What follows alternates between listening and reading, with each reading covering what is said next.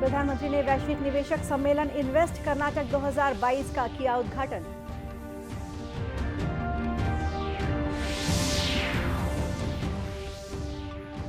राज्य स्थापना दिवस पर 41 विभूतियों को दिया गया राज्य अलंकरण सम्मान।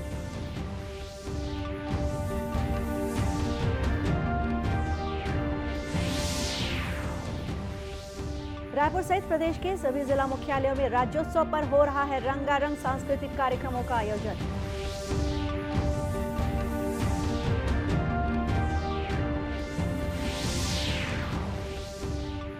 और आयुष्मान भारत डिजिटल मिशन के तहत प्रदेश भर में बनाए जा रहे हैं डिजिटल हेल्थ कार्ड।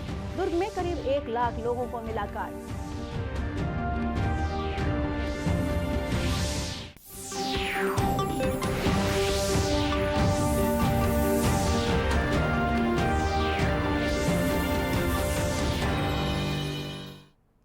नमस्कार, आप देख रहे हैं दूरदर्शन समाचार। मैं हूं गोपा सान्याल और अब समाचार विस्तार से। प्रधानमंत्री नरेंद्र मोदी ने कहा है कि व्यापक सुधारों, विशाल बुनियादी ढांचे और श्रेष्ठ प्रतिभाओं के साथ हम नए भारत के सपने को साकार करने की दिशा में आगे बढ़ रहे हैं। श्री मोदी ने आज वीडियो कॉन्फ्रेंस के जरिए कर्नाटक में राज्य के वैश्विक निवेशक सम्मेलन इन्वेस्ट कर्नाटक 2022 के उद्घाटन समारोह को संबोधित किया।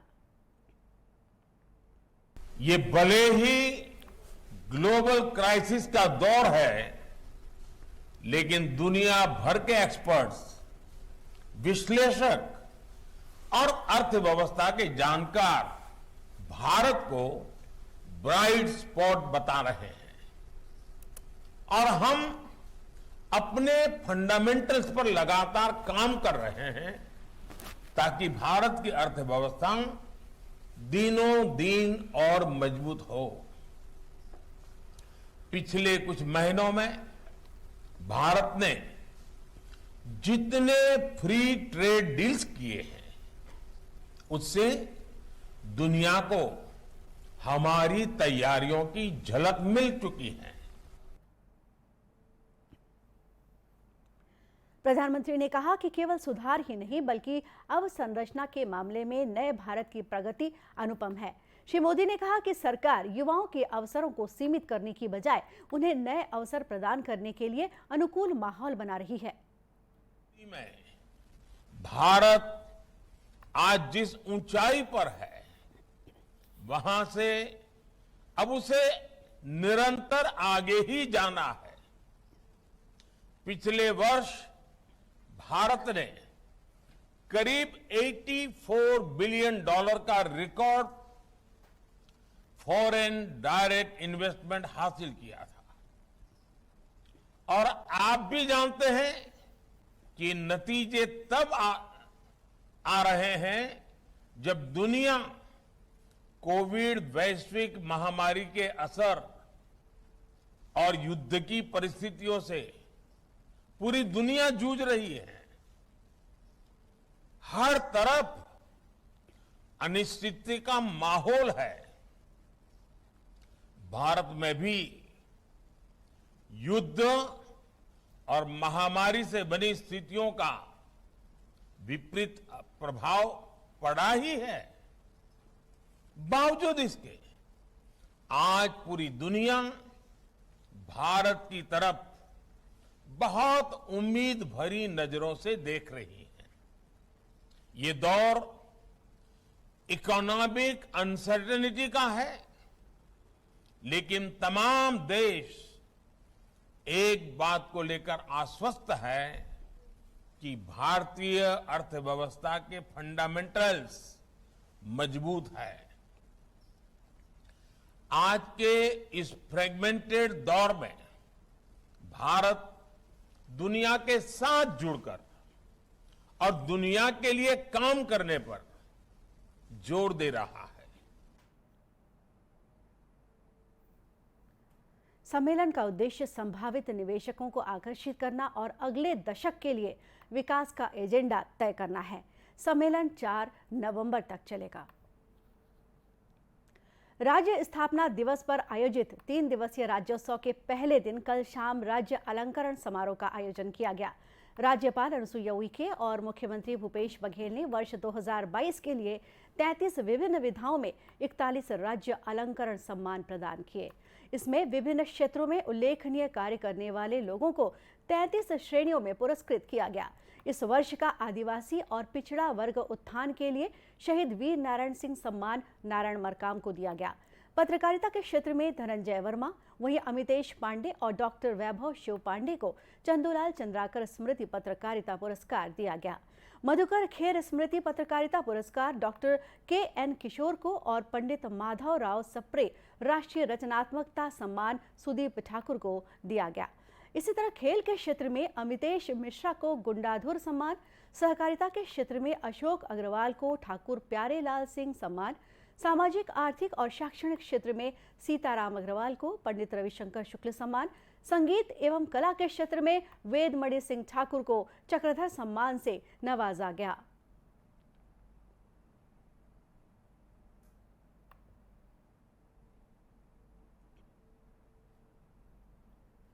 साहित्य करने और साहित्यिक सृजन के अविराम प्रयासों के लिए पंडित सुंदरलाल शर्मा सम्मान से सादर विभूषित करता है।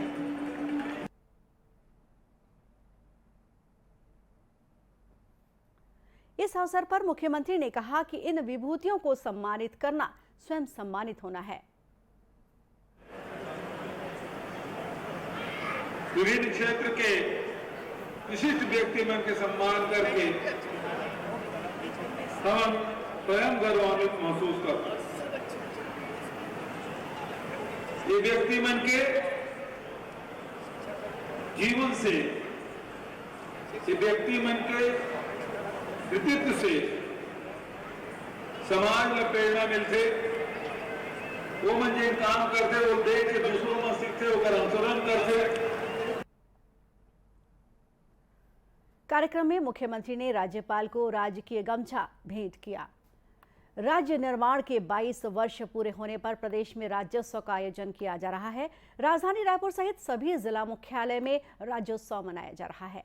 रायगढ़ जिले में भी आदिवासी विकास प्राधिकरण के अध्यक्ष लालजीत सिंह राठिया ने राज्योत्सव का उद्घाटन किया। इस मौके पर रंगारंग सांस्कृतिक कार्यक्रमों की प्रस्तुति दी गई।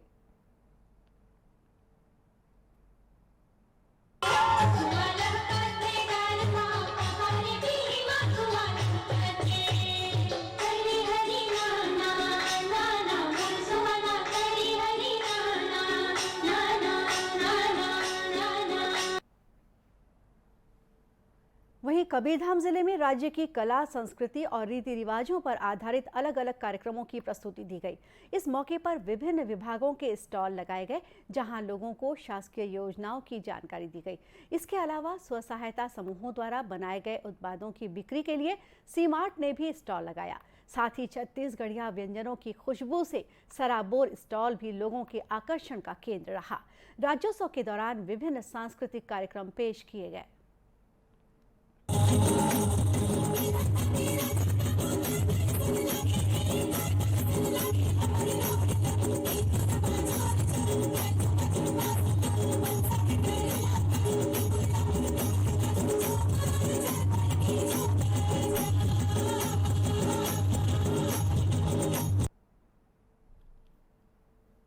राजधानी रायपुर में भी राज्योत्सव के दौरान विभिन्न जगहों से आए लोक कलाकारों द्वारा आकर्षक प्रस्तुतियां दी जा रही हैं। भाजपा महिला मोर्चा द्वारा 11 नवंबर को बिलासपुर में आयोजित महतारी हुंकार रैली के मद्देनजर भाजपा प्रदेश कार्यालय में बैठक आयोजित की गई। बैठक में राष्ट्रीय उपाध्यक्ष डॉक्टर रमन सिंह, क्षेत्रीय संगठन महामंत्री अजय जम्वाल, भाजपा सह प्रभारी नितिन नवीन, प्रदेश अध्यक्ष अरुण साव, महिला मोर्चा प्रदेश अध्यक्ष शालिनी राजपूत सहित पदाधिकारीगण मौजूद थे। बैठक के बारे में बताते हुए प्रदेश सह प्रभारी नितिन नवीन ने बताया कि प्रदेश में महिलाओं की सुरक्षा और अन्य मामलों को लेकर महिला मोर्चा लगातार संघर्षरत हैं। इसी कड़ी में हुंकार रैली निकाली जाएगी, जिसकी रूपरेखा बनाने ये बैठक रखी गई है। देखिए, जिस प्रकार से महिला मोर्चा ने लगातार पिछले 1.5 महीने से, हम कह सकते हैं दशहरे के पूर्व से जो तैयारी की है और महिलाओं के विषय पर जिस प्रकार से इस सरकार ने लगातार महिलाओं के उत्पीड़न से लेकर शराबबंदी से लेकर सारे मुद्दों पर हमेशा फेल नजर आई है, तो उस पूरी तरह से सरकार को घेरने का और महिलाओं में जो आक्रोश है छत्तीसगढ़ में, ना महिलाएं सुरक्षित हैं, ना महिलाओं का उत्थान की बात हो रही है, तो इन सारे विषयों को लेकर महिला मोर्चा इस कार्यक्रम को कर रही है और उसकी पूरी योजना आज वहाँ पर लोग के समक्ष जो योजना बनाया है उसको हम लोग देखेंगे और आगे का मार्ग तय करेंगे। बैठक में जिला प्रभारी और जिला अध्यक्ष भी शामिल हुए। राष्ट्रव्यापी टीकाकरण अभियान के अंतर्गत देश में अब तक 219 करोड़ 63 लाख से अधिक कोविड रोधी टीके लगाए जा चुके हैं। कल 25,400 से अधिक टीके लगाए गए। स्वस्थ होने की दर 98.78% है। पिछले 24 घंटों में 1,700 लोग स्वस्थ हुए। इसी दौरान 1,326 लोगों में कोविड संक्रमण की पुष्टि हुई। इधर छत्तीसगढ़ में भी कोरोना संक्रमण के मामले नियंत्रण में हैं। बीते 24 घंटों के दौरान प्रदेश भर में 24 नए व्यक्तियों में संक्रमण की पुष्टि हुई। इसी के साथ प्रदेश में कोरोना की पॉजिटिविटी दर 1.48% पहुंच गई है। इस बीच प्रदेश में कोरोना के 160 मरीजों का इलाज चल रहा है। प्रदेश के 10 जिलों में कोरोना का एक भी सक्रिय मरीज नहीं है, जबकि वहीं प्रदेश के 8 जिलों में ही कोरोना के नए मरीज सामने आए हैं। जांजगीर चांपा जिले में प्रधानमंत्री किसान सम्मान निधि के तहत जिन लोगों को गलत तरीके से राशि का वितरण किया गया है, उनसे रिकवरी की जाएगी। कलेक्टर तारण प्रकाश सिन्हा ने मीडिया से बातचीत करते हुए कहा कि केंद्र सरकार के निर्देश पर राज्य शासन ने आदेश जारी किया है कि योजना के तहत राशि वितरण के दौरान जो अनियमितता हुई है उसमें सुधार करते हुए रिकवरी की जाए।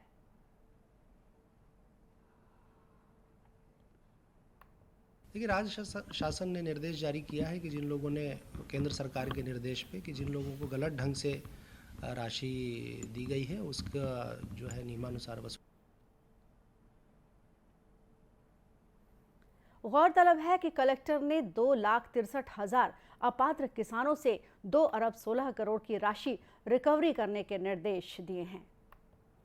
मरीजों को अब डॉक्टरों की लिखी पर्चियों को सहेज कर रखने की जरूरत नहीं पड़ेगी और देश भर में कहीं भी इलाज कराने पर उनके केस हिस्ट्री से डॉक्टर अवगत हो सकेंगे, जिससे उनके इलाज में आसानी होगी। गौरतलब है कि आयुष्मान भारत डिजिटल मिशन के तहत प्रदेश भर में डिजिटल हेल्थ कार्ड बनाने का काम जारी है। दुर्ग जिले में भी इस पर काम किया जा रहा है। इसके लिए शासकीय अस्पतालों सहित निजी अस्पतालों को भी इस योजना से जोड़ा जा रहा है, जहां इलाज करवाने पहुंच रहे मरीजों का डिजिटल हेल्थ कार्ड बनाया जा रहा है।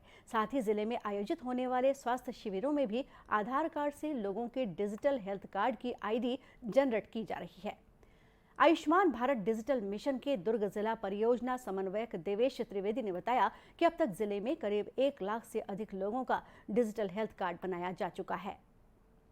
छत्तीसगढ़ के निवासियों से अनुरोध है कि ये अपना आयुष्मान भारत डिजिटल मिशन की वेबसाइट पे जाके स्वयं रजिस्ट्रेशन कराएं और अगर आप आयुष्मान कार्ड बनाते हैं तो ये अपने आप इसकी आईडी जनरेट हो जाती है। इसके लिए अलग से आपको कहीं रजिस्ट्रेशन कराने की आवश्यकता नहीं है। ये मरीज के जब भी इलाज कराएंगे तो आप रिफ़र कर देंगे, आपके आधार के बेस पे बनता है। आधार नंबर, अगर मोबाइल पे OTP आएगा, OTP के बेस पे आपका डिजिटल हेल्थ रिकॉर्ड बन जाता है। डिजिटल हेल्थ कार्ड प्रदेश के अन्य जिलों में भी बनाया जा रहा है। और अब कुछ खबरें जिलों से।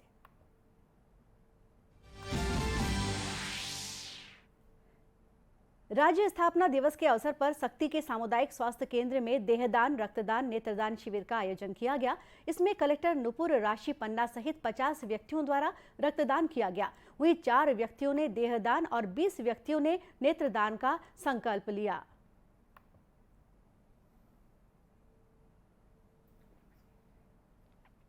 उच्च शिक्षा विभाग द्वारा राजनांदगांव जिले के शासकीय दिग्विजय महाविद्यालय में 2 दिवसीय अंतर महाविद्यालय महिला वॉलीबॉल टूर्नामेंट का आज समापन हो गया। इस 2 दिवसीय प्रतियोगिता में कबीरधाम, खैरागढ़, छुईखदान, गंडई, मोहला, मानपुर, अंबागढ़ चौकी और राजनांदगांव जिले की टीम ने हिस्सा लिया। 22वीं राज्य स्तरीय शालेय क्रीड़ा प्रतियोगिता का शुभारंभ हुआ। इस प्रतियोगिता में 5 जोन शामिल हो रहे हैं, जिसमें रायपुर, दुर्ग, बिलासपुर, सरगुजा और बस्तर जोन शामिल हैं। प्रतियोगिता में टेनिक्वाइट, सॉफ्टबॉल और साइकिलिंग के खेल में खिलाड़ी अपनी खेल प्रतिभा का प्रदर्शन कर रहे हैं। और इसी के साथ ये समाचार बुलेटिन यहीं समाप्त हुआ। नमस्कार।